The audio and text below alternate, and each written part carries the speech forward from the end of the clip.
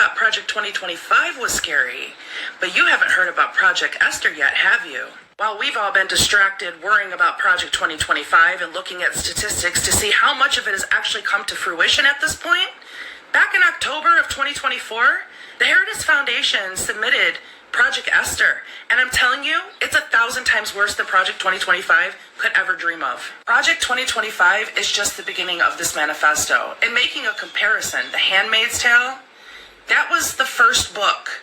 The 6 seasons we watched, that was the first book. There are others. Just like Project 2025 was the prologue to what's about to happen with Project Esther. Reading Project 2025, it spoke very clearly about eradicating all religions from the United States. There will only be one God and one Bible, and it will be forced upon you. It is forced practice of religion.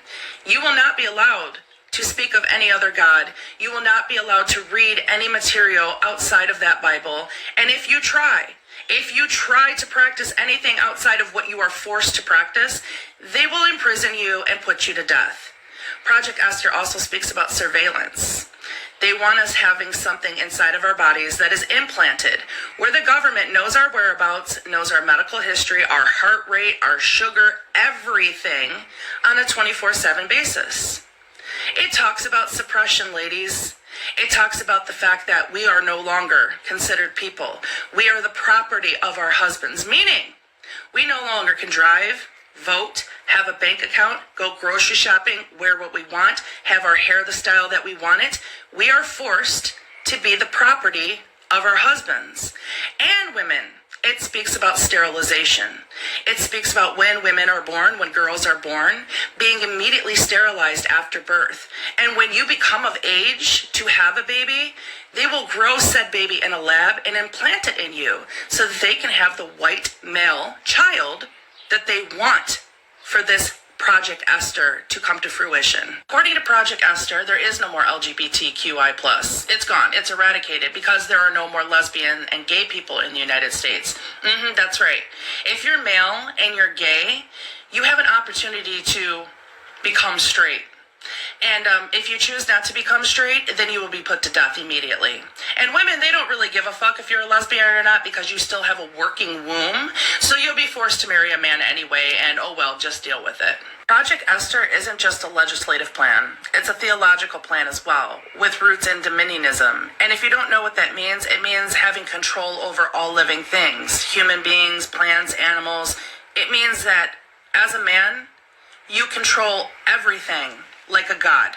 It states very clearly in Project Esther that it has been written to replace the Constitution of the United States with biblical law.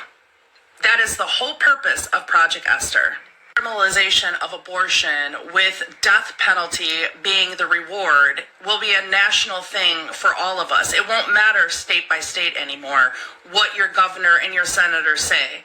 As a nation, abortion will be criminal and you will be put to death. All public and private schooling will be completely eradicated. All children will be homeschooled through religion. And the best part, chat, for anybody who resists, for anybody who defies this particular law, there are re-education camps to repurpose your brain, to make you more compliant and willing to be a servant of Project Esther's law. By the way, none of this is written in code. I'm not assuming or coming up with ideas based off what I read. No, this is quite literally how it's written. Very, very, very blunt for all of us to completely understand what we're about to face. Project Esther, like Project 2025, was written by the Heritage Foundation, so it's obviously backed by Christian nationalists. But it is so deeply rooted in white supremacy and Nazi rhetoric that it literally makes my skin crawl. And if it doesn't make your skin crawl, I need you to go right ahead and run this shit back and listen to what I said again.